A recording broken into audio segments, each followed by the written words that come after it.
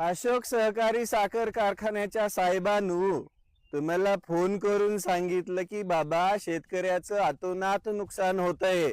तुम्ही जे मळीचं पाणी शेतकऱ्याच्या शेतामध्ये सोडून दिलंय ते त्वरित बंद करा, शेतकऱ्याचं नुकसान झाल्याची भरपाई द्या।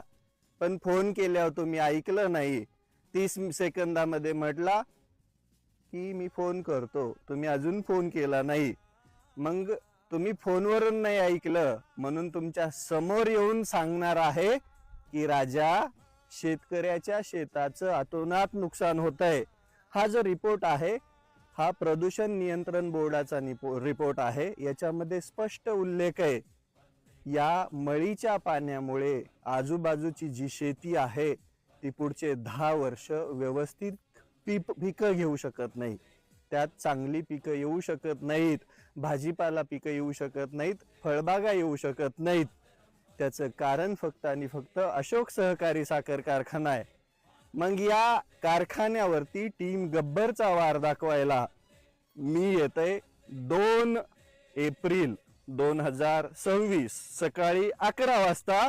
ज्या ठिकाणी या कारखान्याने मळीचं पाणी सोडलंय तिथून हा लढा चालू होणार। कारखान्यावरती जाणार, त्यानंतर कृषी अधिकाऱ्याकडे जाणार, त्यानंतर कलेक्टरकडे पण जाणार, पण न्याय मिळवूनच थांबण्यात जाणार।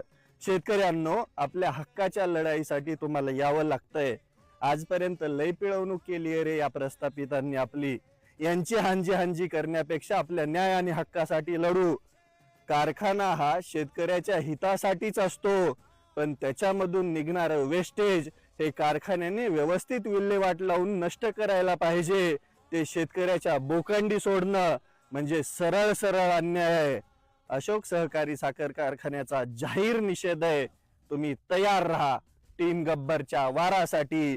शेतकऱ्यांनो उठा, संघर्ष करा आणि लढा आपल्या न्याय हक्कासाठी। मी तुमच्या सोबत आहे।